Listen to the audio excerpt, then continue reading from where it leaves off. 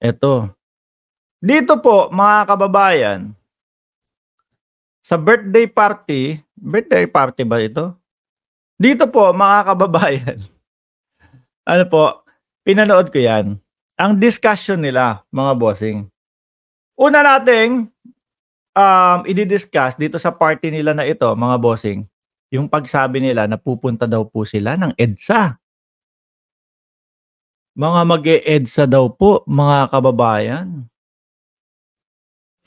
Kung yung ibang lugar nga hindi niyo mapuno, EDSA pa kaya? Eh, di nagkalat kayo dun, 'di po ba? Sabi ko hanggang saan kaya pupunta yung ano nito, birthday party na ito? Oh, bakit akala ba nila kapagka EDSA, lahat ng taong bayan sasama na sa kanila nun? At take note, sabi pa nung nagsalita doon, yung may parang gano'n, may balbas dito tapos kung sino man yun, ano, milyong-milyong Pilipino ang pupunta. Ang tigas ng pagkakasabi. Ang tigas ng pagkakasabi mga boss, akala mo siguradong-sigurado makakapagpapunta na ng mga kasamahan nila dun sa EDSA? Yun ang tanong natin, Sir Nathan at Makatao, oh, at Babsan. Sino yung mga sasama dito? Kayo nga tulungan niyo ako kasi ako wala na akong maisip talaga kung sino yung mga sasama dito, eh. Kung sino yung mga iniisip nilang mga makikipag-ugnayan sa kanila, ano, hindi pa yata tapos mga magmeryenda. At base sa narinig ko iba yata po dito mga teacher, mga guro, mga bossing.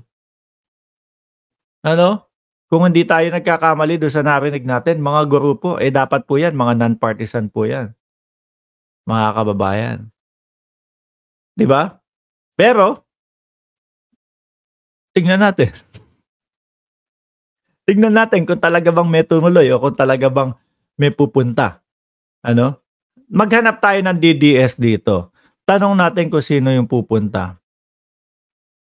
Wala akong nakikitang comment kasi, parang sabi ni ni Ma'am Flavilyn ang DDS parang si Digonggong matanda na kaya wala ng asim.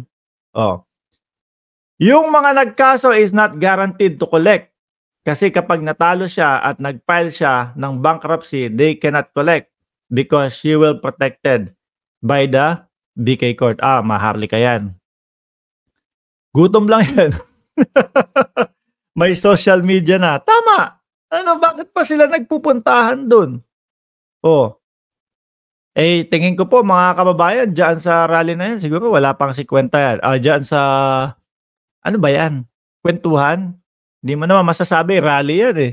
Pero yung mga sinasabi nila doon sa loob, puro pagpapabagsak din po ng gobyerno, may nagmumura pa din po. Oh. Hindi mo ba maikukumpara to sa rally, mga boss? Tapos, press con ha? First time ko nakakita ng press con, walang press, puro vlogger lang. Tapos makita mo yung ano, kasi ngayon ko lang po pinanood mga kababayan, ito pong video na ito, pinasa lang po nung isang subscriber natin. Mark, tignan mo, may kainan ng lugaw doon sa ano. Merong nagaganap na kainan ng lugaw. Siguro kakatapos lang ng prosesyon tapos yung may-ari ng karo nagpaano. May-ari ng karo nagpakain ng lugaw tsaka pansit. Ano? Parang nasa ano lang. Vlogger conference yan. Oh, wala akong nakitang press. Sinisisi nga po nila din yung press mga kababayan. Bakit daw po? Sabi nung isang vlogger, wala nang press. Kami na ang bagong press ngayon. Sabi ko, wait lang. Kung dito sa ating channel, mga kababayan, paulit-ulit po tayo na nagsasabi, no? Na tayo ay vlogger lang po at hindi natin pwedeng ikumpara o hindi natin pwedeng i-level, mga bossing, ako po mismo, yung sarili ko doon sa mga mamamahayag talaga, mga kababayan. Dahil sila po talaga, yung mga journalist na po yan, mabusisi po ang mga pinagdaanan yan. No? Mabusisi po ang mga pinagdaanan niya tapos sila, kami na ang bagong mga mamamahayag dito. Di wow. Di wow.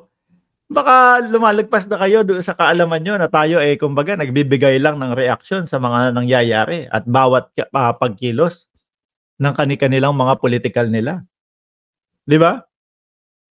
Yung mainstream daw po mga bossing, sinisisi nila kasi hindi daw po pumupunta sa kanila. Ikaw ba naman? Sige nga tanungin ko kayo, kung ikaw mainstream media, Tina B, ikaw tatanungin ko, kung ikaw may-ari ng kumpanya ng mainstream media, tapos iko-cover mo itong mga ito, tapos ang mga sasabihin puro tsismisan lang, oh, walang mga patunay. Sige nga, ikaw ba i-aano mo, ano tawag dito, tapos wala pang pumupunta, walang nanonood, oh, isusugal mo ba yung negosyo mo diyaan? Tapos nakita ko puro mga ano lang naman yung mga kasama po, mga kababayan. Yung wala lang, kung sino-sino lang po, mga bossing. Tapos isa pa nakita ko, sabi ko kulang yung speaker nila. Kung kung sino-sino na lang yata yung ano, kung sino-sino na lang yata yung mga pinagsasalita nila.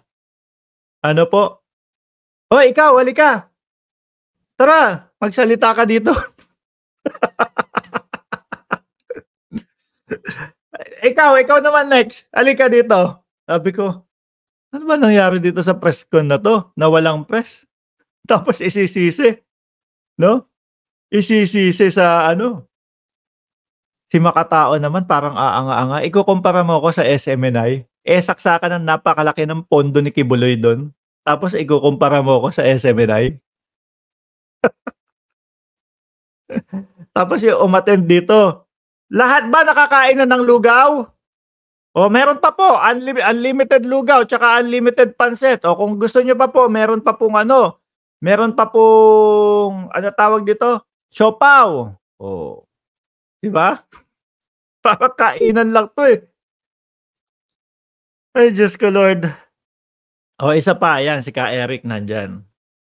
Eto baka sabihin niya fake news, kinukuwento ko lang doon kung ano yung mga nangyari. 'Di ba? Hindi kita kinumpara, ano yun ano mahina talaga utak ng DDS ano?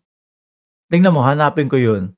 Hindi kita kinumpara. Sabi SMNI, anong walang nanood? SMNI 8K viewers, kanina ikaw nga walang 1K. Hindi ba yan? Ano ba ang hina mo naman? Nahahalata ka na DDS. Kapag po ba 'pag DDS po ba ganito talaga? Oh, yun ang lugi sa'yo, Makatao.